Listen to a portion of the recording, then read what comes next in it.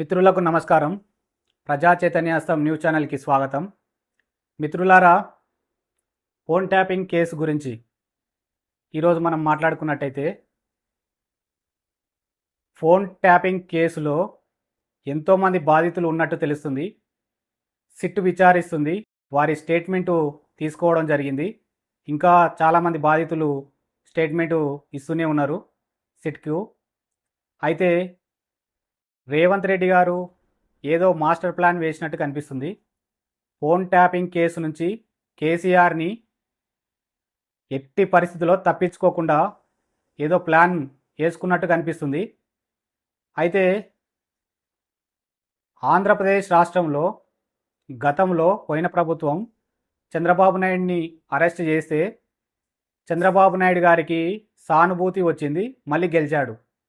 అలాగే తెలంగాణ రాష్ట్రంలో కూడా కేసీఆర్ గారిని అరెస్ట్ చేస్తే ఇక్కడ కేసీఆర్ గారి గుడక సానుభూతి వస్తుందేమో అని చాలామంది అనుకుంటున్నారు.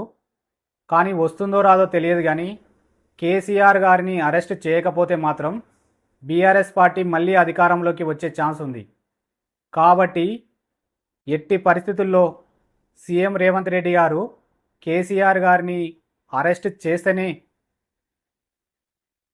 చేస్తేనే మళ్ళీ గెలుస్తాం అని సీఎం రేవంత్ రెడ్డి గారు భావిస్తున్నట్టు తెలుస్తుంది. అయితే ఫోన్ ట్యాపింగ్ కేసులో కేసీఆర్ గారు తప్పు చేసిందా చేయలేదా అనేది ప్రూఫ్స్ కోసం సిట్ ప్రయత్నిస్తున్నట్టు తెలుస్తుంది. అయితే ఇందులో నిందితులు ఎవరెవరు అనేది సిట్ ఎంక్వైరీ చేస్తుంది, ప్రస్తుతం విచారణ చేస్తుంది. అయితే కేటీఆర్ గారికి, హరీష్ రావు గారికి ఇంకా ఏమైనా ఈ ఫోన్ ట్యాపింగ్ కేసులో సంబంధాలు ఉన్నాయా అని సిట్ విచారణ వేగవంతం చేసింది.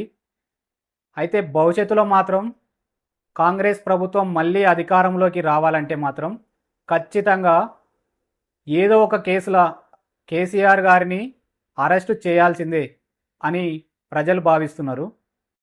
ప్రభుత్వం పెద్దలు ఉడక అదే అనుకుంటున్నారు. సీఎం రేవంత్ రెడ్డి గారు ఉడక అదే భావిస్తున్నట్టు తెలుస్తుంది.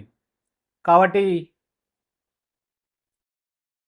మిత్రులారా, కేసీఆర్ గారిని తెలంగాణ ప్రభుత్వం అరెస్టు చేస్తుందా చేయదా, ఏం చేస్తుందో కామెంట్ రూపంలో తెలియజేయండి. మా ఛానల్ని సబ్స్క్రైబ్ చేసుకోండి మిత్రులారా. Thank you.